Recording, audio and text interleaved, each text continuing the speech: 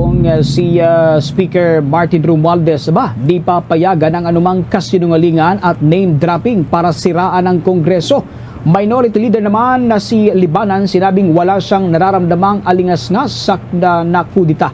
Si Pangulong Ferdinand Marcos Jr. naman suportado ang bagong liderato ng Senado. May buong detalye dyan si Bombo Annalise Soberano. Hindi papayagan ni House Speaker Martin Romualdez na manaig ang kasinungalingan at name-dropping para siraan lamang ang integridad ng House of Representatives. Ang pahayag ni Romualdez ay kasunod ng naging revelasyon ng mag-asawang Kirby at Sara Diskaya sa mga kongresista na tumatanggap umano ng porsyento mula sa iba't ibang infrastructure projects. Sa isang statement, binigyang diin ni Speaker Romualdez na ang ginawang pagbubunyag ng mga Diskaya ay maituturing na kasinungalingan at mali. Wala din anyang katotohanan na tumatanggap siya ng komisyon o porsyento sa mga proyekto. Ayon pa kay Speaker Romualdez, wala siyang kinalaman sa hinihinging komisyon. Walang sinuman din ang binigyan niya ng pahintulot na gamitin ang kanyang pangalan. Kung may gumamit umano sa kanyang pangalan, wala itong basbas mula kay Speaker. Ayon pa kay Romualdez, inaprubahan lamang ng Kongreso ang budget, subalit wala itong kinalaman sa pag-release sa pondo at sa implementasyon ng proyekto. Siniguro ni Romualdez na mananagot ang sinumang gumamit sa kanyang pangalan.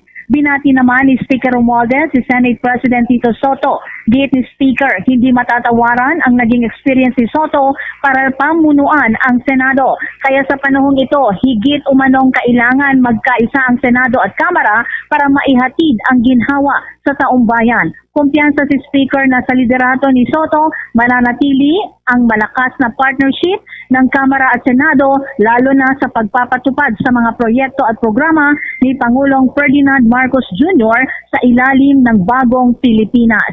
Samantala, suportado ni Pangulong Marcos ang bagong liderato ng Senado sa ilalim ni Senate President Tito Soto. Pinalitan ni Soto si dating Senate President Cheese Escudero. Ayon kay Palace Press Officer Undersecretary Claire Castro sa Phnom, Cambodia, siniguro naman ni Castro na ang pagpalit sa liderato ng Senado ay hindi ito magsasanhi ng political chaos. Dagdag pa ng Palace official, hindi lahat ng nabanggit ng mag-asawang Kirby at Sara Diskaya ay mga guilty. Panawagan ni Castro sa mag-asawang Diskaya, patunayan ang kanilang alegasyon. Pakinggan natin si Palace Press Officer Undersecretary Claire Castro. Maliban dyan, ano pa yung pwede nilang ibigay? Dahil sa statement na nakita natin o nabasa, malabas na parang sa kanilang statement, parang walang direkta. No? Wala silang direktang pakikipag-usap sa ibang mga politiko na banggit. Parang sinabi lang na ganito, ito ay para kay ganito. Doon siguro magkakaroon, in a way, ng question kung paano niya magkaroon ng link. So, kailangan yung link na maibigay nila ay matibay para talagang matuntun.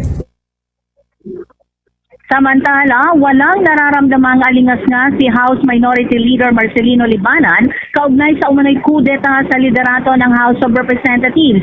Ito ay kasunod ng palitan ng liderato sa Senado. Sa isang panayam, sinabi ni Libanan, wala siyang nararamdamang anumang galaw na tangkang palitan sa pwesto si House Speaker Martin Romualdez.